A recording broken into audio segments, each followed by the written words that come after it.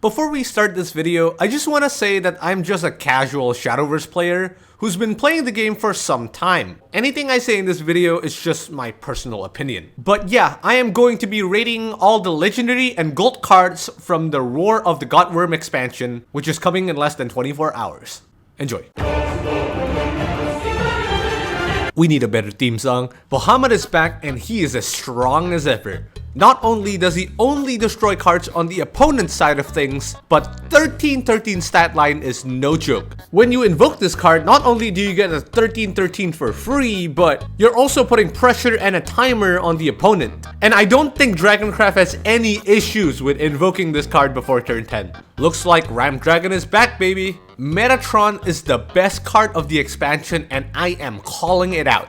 She has insane stat line and at the same time is also granted an IO fanfare and ward. To top it all off, she has Ramiel Evolve, which means if you're going second, you get a free ramp. You can literally put her in any deck and she'll get value out of it because who doesn't want to ramp for free? Accelerate 2 to summon Happy Pick feels super lame for the current meta when cards like Metatron exist, and playing it for 6 is even lamer. The usage of this card feels very niche because the only class that will play it is probably Dragoncraft, yet the benefit it gives doesn't do much more than playing the followers that activates it in the first place. But who knows, maybe Spell Boost Rune can make use of its effect. They play followers that cost 9 or more, right? Shining Valkyrie is a very powerful card. I can definitely see her racking 6 to 7 damage on turn 5 and how you can literally play her over and over like how you could just drop Archdemon every turn. However, the archetype needs more card to support it for her to be the core reason of a whole deck's existence. For a legendary, this card feels like a weaker version of Mei, actually kind of underwhelming. And sadly, 4S wants more fairies and card draws at the moment, not free evolves.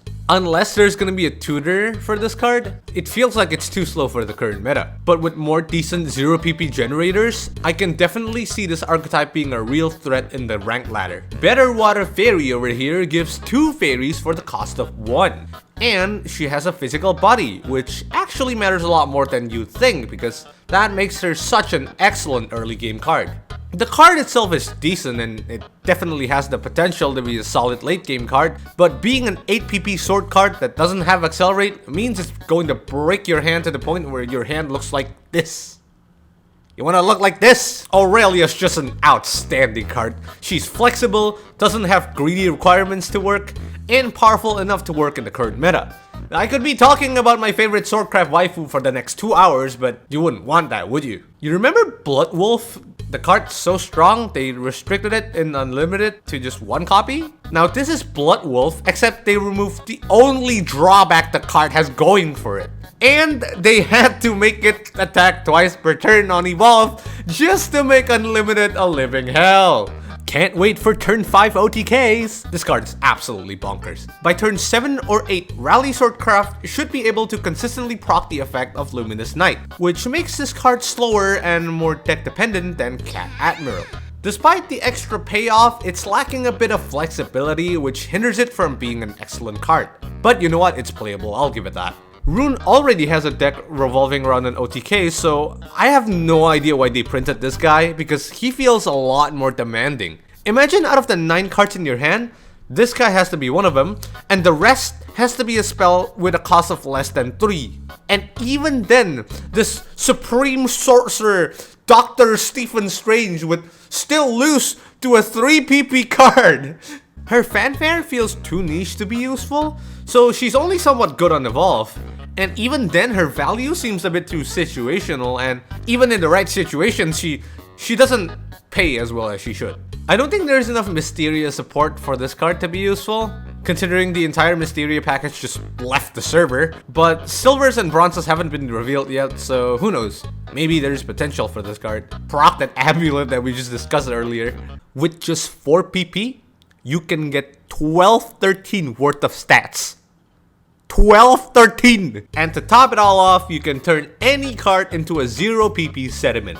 Now tell me this card isn't insane. Despite the fact that this card has the potential to deal 19 damage in a turn, in order to make Infinite Flame Dragon work, you need 10 PP, you need an evolve point, and you need the opponent to play a card that has 6 defense or more. That is a lot of requirements, and not to mention, if you get this during Mulligan, oh no, our hand looking like Minecraft, baby! Now on first glance, Forte might look like an excellent card until you realize that this card exists!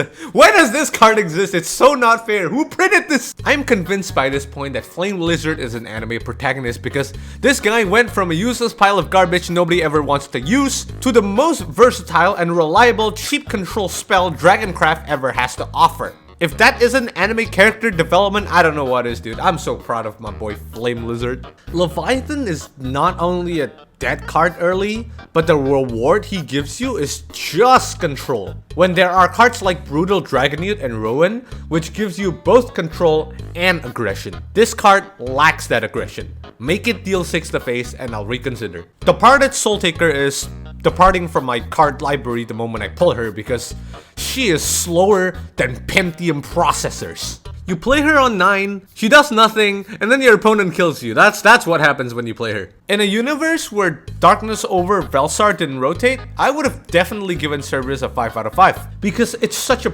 powerful last word support. But sadly, the entire last words package is leaving, so I guess that's a -1 for the doggos. The fact that the Burial Rite has to be a Shadowcraft follower and costs at least 7 PP just doesn't fit what the meta currently wants to bury. The meta wants to bury Flame and Glass, not GTA. It's a little too specific and situational in order to get full value out of it. What Charon does here is basically for 1 PP, you can consistently Burial Rite the highest cost Shadowcraft follower in your deck.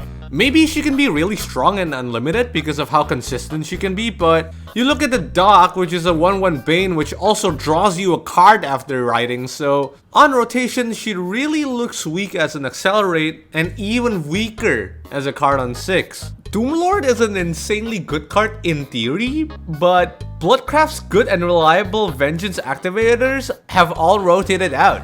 I guess this card might make people think twice and actually play around Vengeance for once, but yeah, who knows, maybe the silver or bronze cards can help with activating Vengeance, hopefully. Now Vania is going to be the core card for the upcoming Wrathbat archetype. When evolved, she has the potential to rack up insane chip damage while clearing the enemy's board. She is both control and aggression. And Prince Vampire over here works with the princess just as well as Bread works with butter. He does everything you want in order to make Vania shine on later turns. This card is amazing as it gives the ability to turn any Wrath card into Bat archetype support, especially when pulled out by Vite's effect. However, playing it at the cost of 2 from hand might feel a bit too expensive.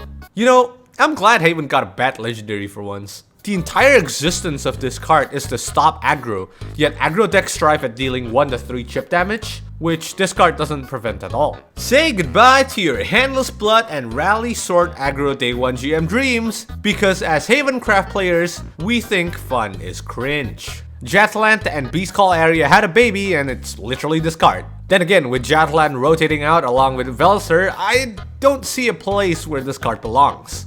Now if you build the deck right, you can actually tutor the previous amulet we just rated with this card. It's a pretty good card, you can definitely get a lot of value out of it, but it's not a superstar for sure.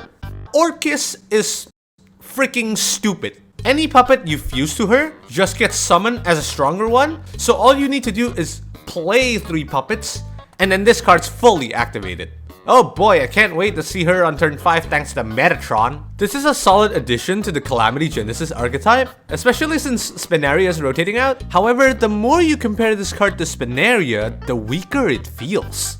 Even on 7, this card only gives 2 bodies when Spinaria can give 3 for 6. I really don't get the purpose of this card being printed in this expansion since Machna Zero is out of the game by this point, but it does have potential in case they print a similar card in the future, I'll give it that. Tile isn't a bad card by any means, but Resonance is such a niche mechanic at this meta, the archetype just needs a reliable win con. So until we see more Resonance support, it's a solid 3 out of 5 for me.